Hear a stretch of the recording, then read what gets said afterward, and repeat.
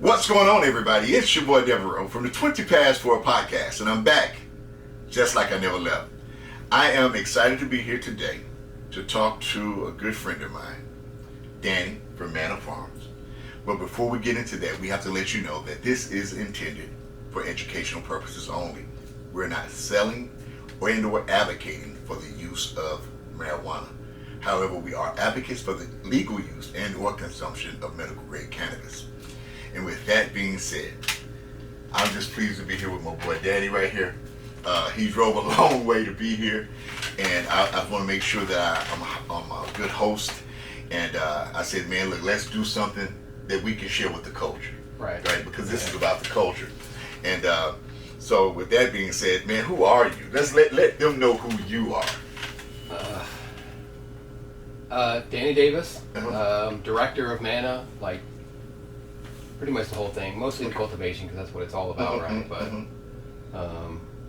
advocate, would be an activist if my friends were holding me back, right? Just saying you can't cross the line, that kind of thing. But yeah, just all about it, right? And I think people who are watching this are gonna learn a lot from us right now. You know? Yeah, that's the main look. So I'm gonna tell you how I got into the industry. Actually, I got into the industry by mistake. I had surgery. I had a laminectomy in 2019 on my L5S1. And it left me paralyzed for about a year and a half. I couldn't do anything for myself. And it was during COVID at that, so it was really during a dark time. Yeah. And I was, prior to that, I was weighing like 270 pounds. And I was on every opioid you can, I'm talking. Yeah, I can imagine. You know, and I'm a service-connected disabled veteran as well. I'm 100%. And so the VA was giving me all the opioids.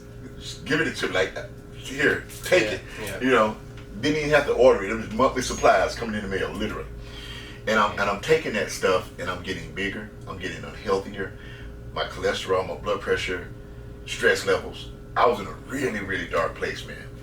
And good friend of mine, I'm gonna go and say the name. Two good friends.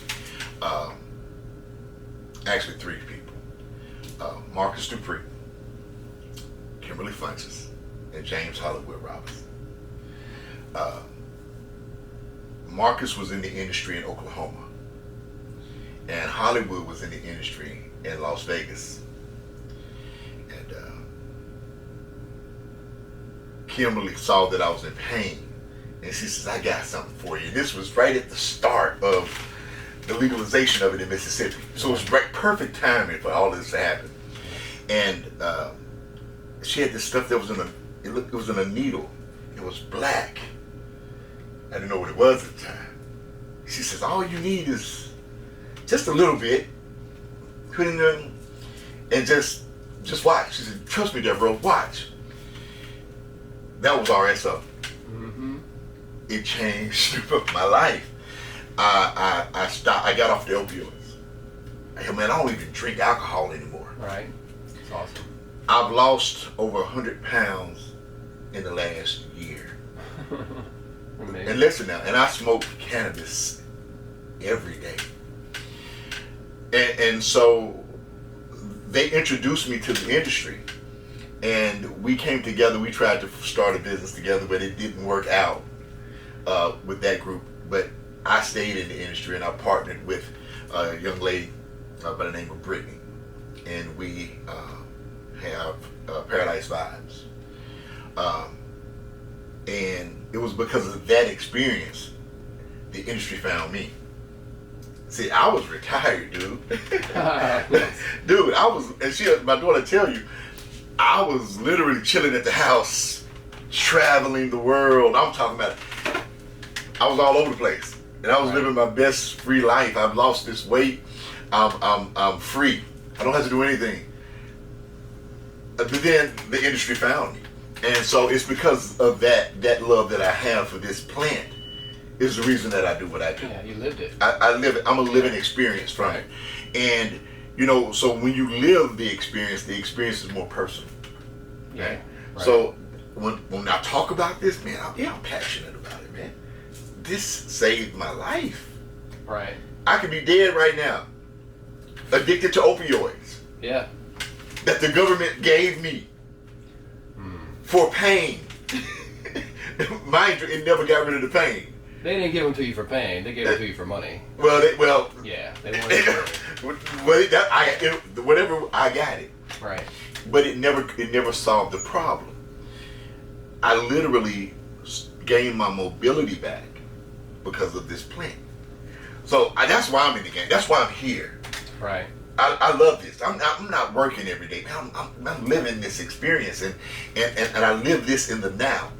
And because of this plan, I live my life on purpose, with intent, intentionally, every day. Right. Man, I'm free. No, seriously, I don't have an enemy.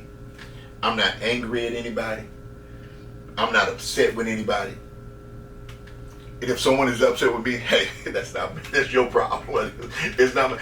I'm free, man. This really is freeing, and this is what it has done. Right. And what people don't realize is that there's the stigma associated with the illegal use and consumption of this plant. It has nothing to do with this plant. It has nothing to do with the plant. The plant didn't do shit. Yeah, there's right? no proof that it was bad. Nobody overdosed and died. Right. Smoking cannabis. Yep. Yeah. By itself. I'm sorry. By itself. Right. Yeah. Cannabis alone didn't do it. Cannabis made you hungry, right? It made you sleepy. And what's the driving stereotype? It's not smashing into other cars. It's driving too slow. Yeah, like I'm doing 80. Because you're paranoid. I've done that. I'm like, oh man, it's like 80. Why am I going so fast? Damn, going 35. Shit. And look, I can get a ticket for that. Like, the wrong way. You going too slow, sir. So yeah, man. But yeah, that's why I'm in the industry, man, and I'm looking forward to doing a lot of things in the industry. I really want to educate people and bring more people, like more minded people. And guys, listen. Go get your Mississippi medical marijuana card. It only takes about 15 minutes. It's easy. It's simple. If you are a veteran, the fee is waived. And I think the fee is like $29, $30. I don't know what it is, something like that. Yeah, $25, I think. $25. You pay that fee to the doctor, whatever doctor you choose. I cannot tell you who to go to.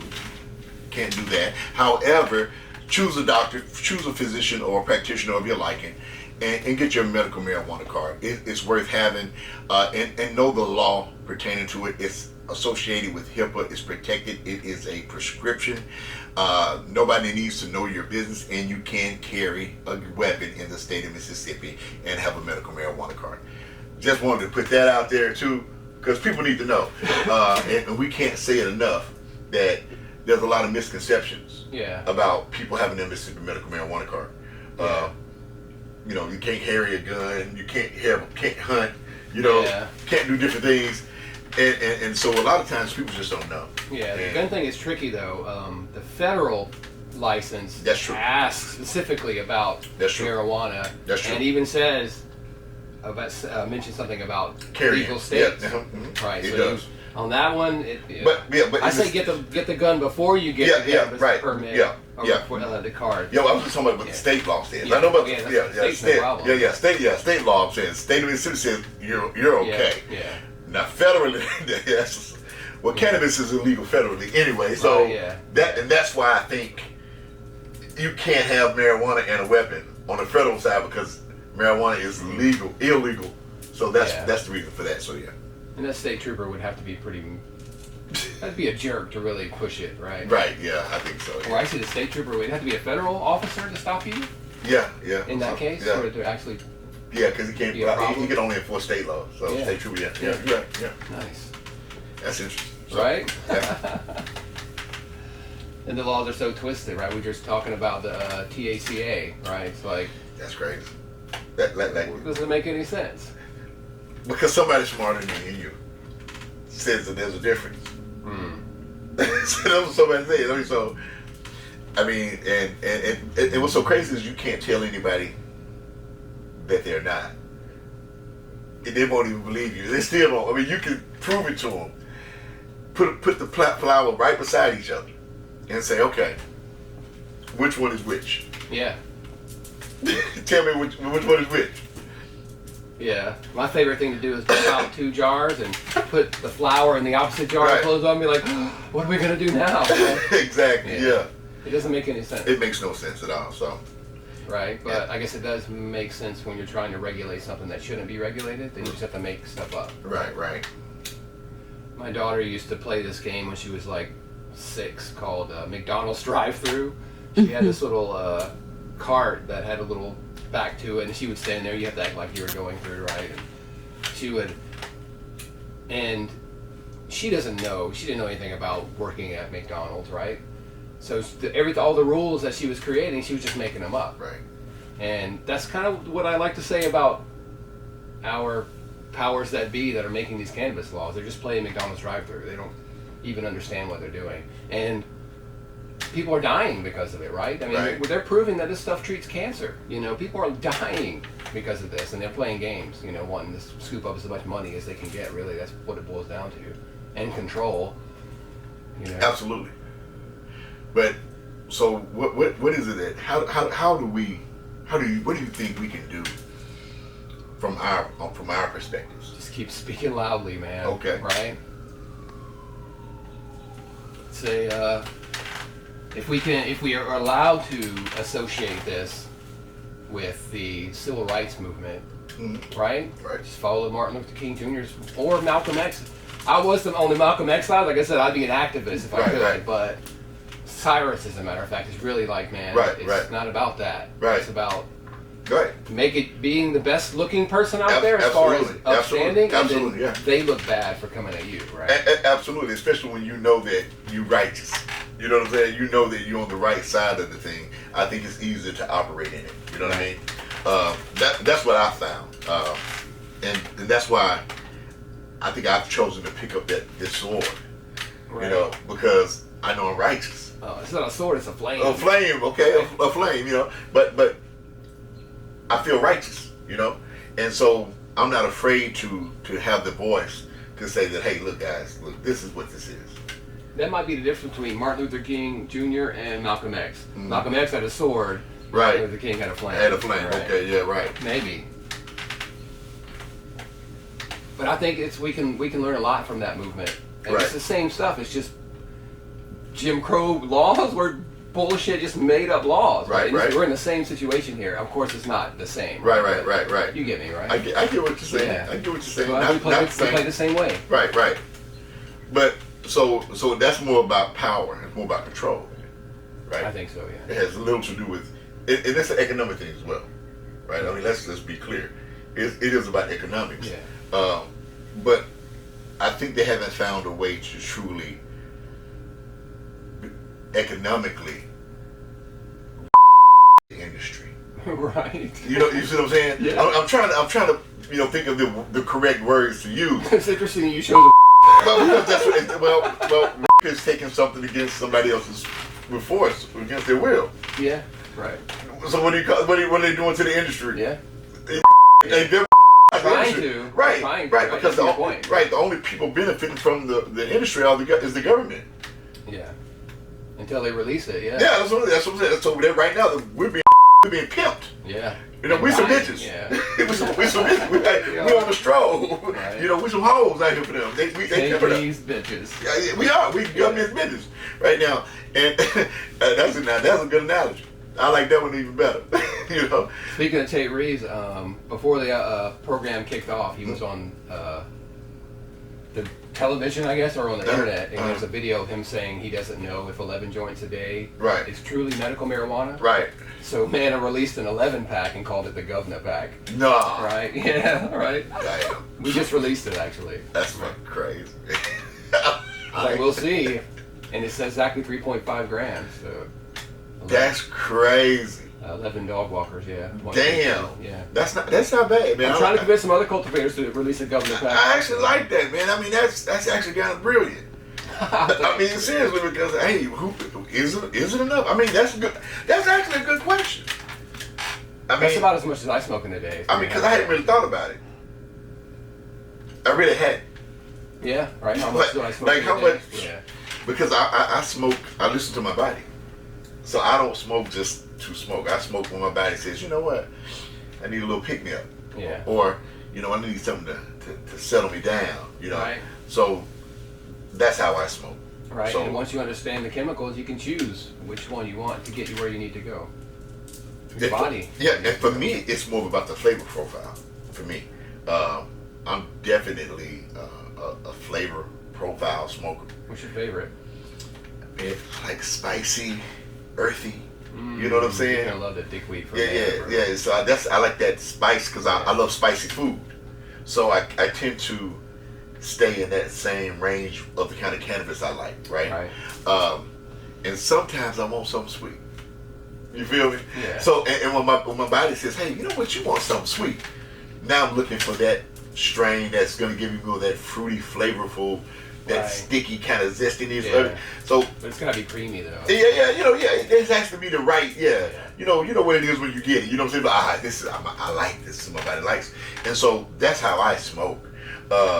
And that's why I tell people when I do my weed reviews, it's really honest. And I've heard some people in the industry. I have an enemy right now. So, and I'm like, damn, man. I thought we were friends. I really did. Yeah. And I still do think we're friends. But he's upset about what I said about his cannabis, man. Yeah. It was not good, man. For the record, if you ever review something of mine and it's not up to your standard, I want you to look at the camera and say, "What the fuck, Danny? Is this?" Hey, listen. Right? Call me out. I want you to call me out. Listen, right? that's what I did. Actually, I was like, yo, man, you my boy. And I said honestly, I like you, but something not right. You didn't do something here. Right. Something is not. It was giving me something. I said it's not. You didn't flush it. You missed something on here. And then behind the scenes, she was like, yeah. So it was under cured. So I said, man, why you put it out there? Why would you let me smoke this shit?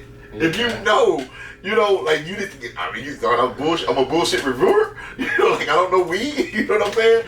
And so, but publicly he mad with me. So if he sees this, man, I still rock with you, but you was wrong. You was wrong for that, right? You was wrong. You gotta take the criticism, man. Yeah, and you gotta step up. There's 80-something cultivators in this state. You can't have any subpar stuff, or you know. I mean, and again, just because I didn't like it didn't mean it was no good either. I mean, it had a high THC content. It was like 28%. And the terps were off. The terps were 0.8, something like that. They're not. That's interesting. I wonder how that happened. That's high THC. That's what I'm trying to tell you. Something was wrong. There was a problem. I don't know what it was. Yeah. I'm just saying. I just smoked weed. That's all I'm telling you. And I smoked it, and it was missing something for me. And I was like, it's missing something. Now, did it get me high? Yes, it did. It got me high. Not for very long, though. I'm sure. It did not for very long, and I didn't like it. Yeah. It left me really glitchy, feeling antsy. That was matter of fact, I had to go back and smoke some other shit to get that off of me. Interesting. Was that flower or a pre-roll? It was a flower. It was flower, man. I'm telling you, it was. Interesting. Listen, all I do is open the pack on camera. I don't do it. I do everything on camera. I even weigh it to make sure that it's a 3.5. It needs to be a 3.5. Somewhere it needs to be close. It's an honest, straight up, no holds barred. I'm not cheating nobody, And I've gotten some packages that went 3.5s. I ain't snitching on nobody. But I'm just saying, there's some people in the industry. Yeah. Your 3.5s like way off or just a little bit off? Significantly. Okay. I've actually gotten a 2.9. And a 3.2. Well, we did get one package that was under. So a mistake can happen. Yeah, that's what I'm saying. So, but I haven't seen anything consistently bad. Yeah. You know what I'm saying? Like you might get one or two here every now and then, not consistent. So I'm just gonna say that too. But but your damn what's that quality? Your quality needs to be your quality control needs to catch some stuff because people are paying quality dollar for this for what they want. And if I'm looking for a 3.5, I need my 3.5. And unfortunately, the customer can't go back and say, "Hey, it wasn't 3.5 in here," because once this is gone, we don't do refunds. So we don't want to play with anybody's money. So in our case, it's usually my wife that is in there packaging. I mean, when we package to order, we don't pre-package anything, and so she's in there pumping these out. So there's really no quality control. Right. Small, Right. But on the other hand, if it is light and you reach out to the cultivator, chances are your next purchase is going to be, right. You're going to get the hookup. So tell me something light. I'll be like, hey, what's up? Well, no, I was just really speaking from the patient perspective. Not even the dispensary side of it. The patient, because if I'm expecting the 3.5 and I get 2.9. And I'm feeling some type of way now, like, wait a minute, I just paid $50, $60 for a 3.5. Yeah. And I got a 2.9. So, from the patient perspective. They can reach out to the cultivator, and the cultivator will hook them up and really? Visit. Really? Heck yeah. We don't want it to be under. No, I didn't know. I never knew that. I mean, I never knew to reach out directly to the cultivator. Tell the dispensary, they have our contact. Okay. Right? Okay, yeah. And we want it, and they'll probably get a free eighth out of it, or a free quarter maybe. Well, I've never had it happen at my shop, but that was just my personal experience doing some of the reviews. But thanks for letting me know that. I think all the cultivators probably agree okay, with well, that. Hey guys, you hear it. He says, hey, if you ever have a problem with any of his product, reach out directly to him.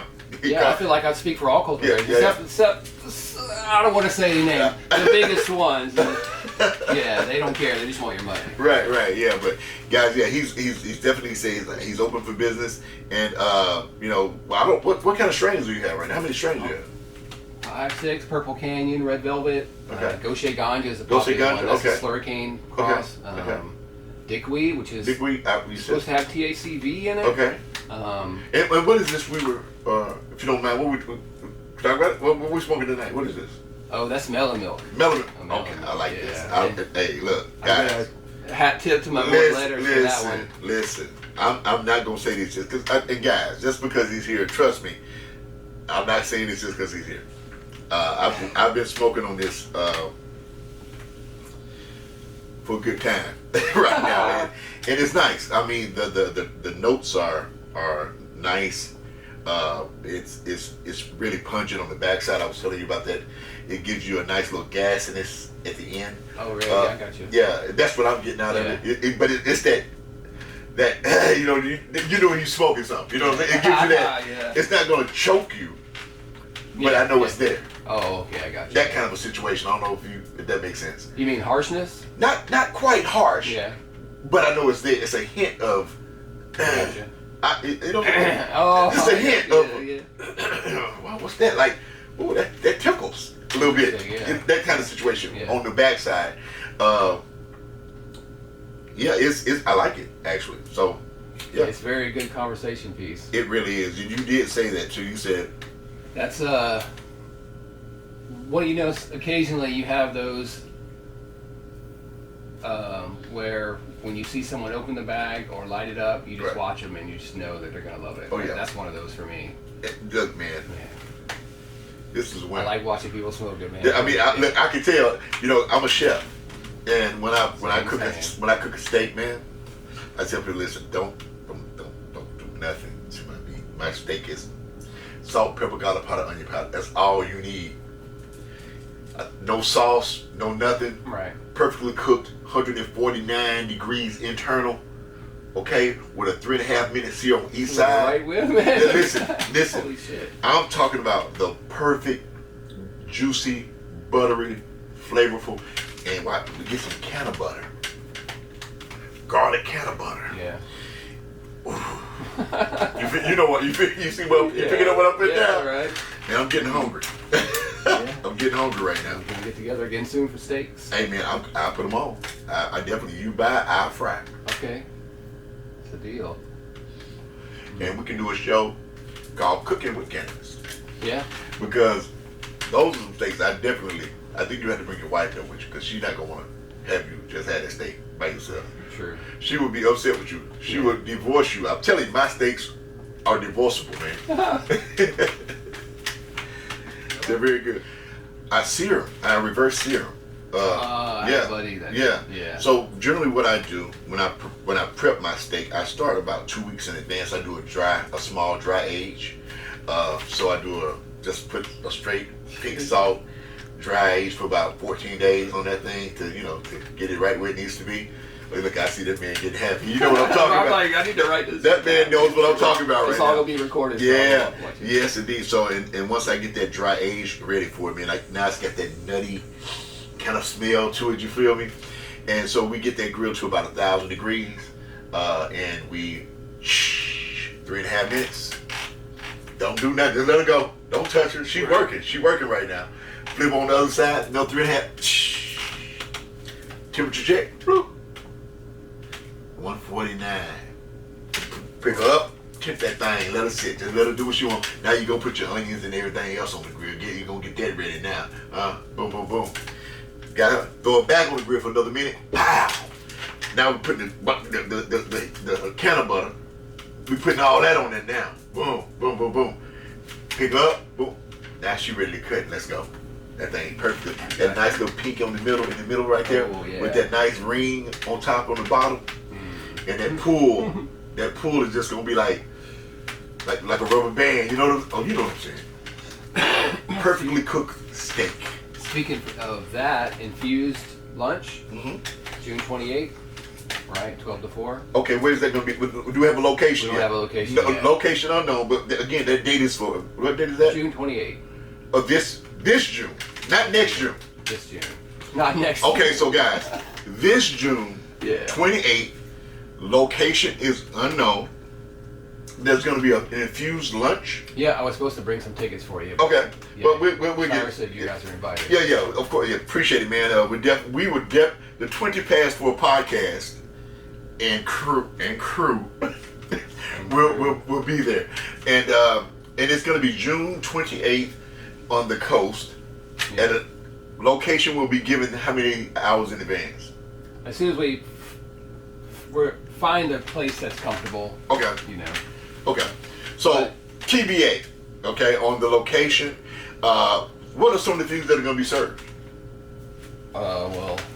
There you go. I can bring it up right now. Yeah. Let's talk about the menu. This is I mean, these guys aren't playing around. Oh my gosh, I can't wait. Only thing I had last time was the cupcakes. Everything was gone. But cakes, they got shrimp and grits, collard lemonade. They got macaroni and cheese and collard greens, jambalaya. Okay, guys, listen. I'm gonna tell you this June 28th at noon to 4, I think. From noon to 4, at a location that will be announced. It's going to be on the Mississippi Gulf Coast. This goes out to all of Mississippi and surrounding areas. Guys, come down. The tickets are how much? I don't know. We don't know how much the tickets are either. But this is what happens when you have cannabis in conversations, right? We don't know anything. We don't know what. Follow you. Listen. Yes, follow me, like, subscribe, and remember, it's 420 somewhere.